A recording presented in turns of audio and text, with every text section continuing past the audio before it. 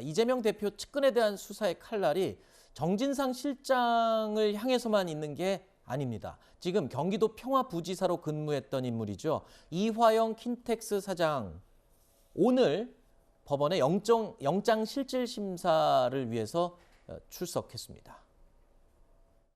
이재명 대표와 측근으로 알고 있는데요. 이재명 대표와 뭐 관련 있는 사건입니까? 법인카드 받아가지고 이용했다는 혐의 인정하십니까? 혹시 뭐 지속적으로 선물 받았다는 혐의도 인정하시나요? 한 말씀만 부탁드릴게요.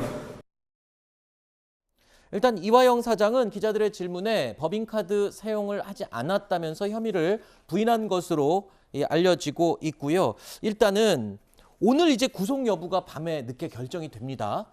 만약에 구속 여부 결정에 따라서 글쎄요, 이번 사건은 변호사비 대납으로 의혹과 직결되는 그런 사건이 아니겠나 싶은데 그 부분이 이슈가 될지 여부가 오늘 결정이 되겠군요.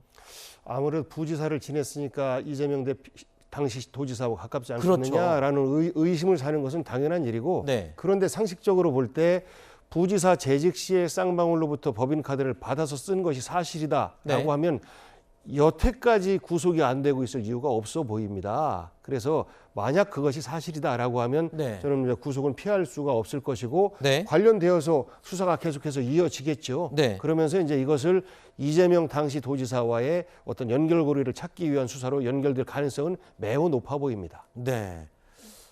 일단은 뭐 검찰이 수사하고 있는 쌍방울 의혹 중에서 명절 선물을 보내서 관리해왔던 명단까지 지금 확보한 것으로 보도가 나오고 있어요. 보면은 정관계 법조계 인사 리스트까지 있다라고 지금 보도가 나오고 있는데 여기에 지금 이재명 대표 변호인단 출신 변호사 2명도 이름이 올려져 있다. 뭐 이런 부분들이 이제 점점 구체화될 수 있을까요? 검찰 수사를 통해서?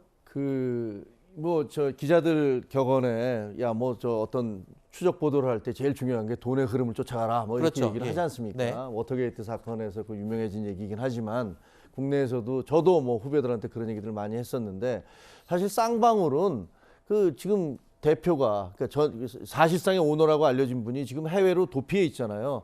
뭐 해외 도피해서 왜 안 들어오는 건지 못 들어오는 건지 알 수 없습니다만 쌍방울에 대한 의혹이 너무 많아요. 그리고 그 의혹을 보면 이재명 지금 대표의 측근들이 관계된 게 줄줄이 엮여 있단 말이에요. 예를 들면 이화영 지사 같은 저 부지사 같은 경우도 지금 쌍방울과 저렇게 사회이사였다가 돈을 받았고 또 쌍방울로부터 10억이 넘는 돈을 받아서 행사를 주최했던 것들도 문제가 됐고 그다음에 변호사 대납과 관련 있는 그런 논란을 빚고 있는 변호사들이 다 대부분 쌍방울의 사회이사였고 그다음에 대장동의 김만배 씨도 쌍방울과 거래를 하고 있었다는 사실이 밝혀졌고 그래서 어떻게 된 일인지 어떻게 된 셈인지 쌍방울의 그 이재명 지사와 관계된 핵심들이 너무나 많이 관계되어 있는데 네. 쌍방울의 대표는 지금 도주해 있습니다. 알겠습니다.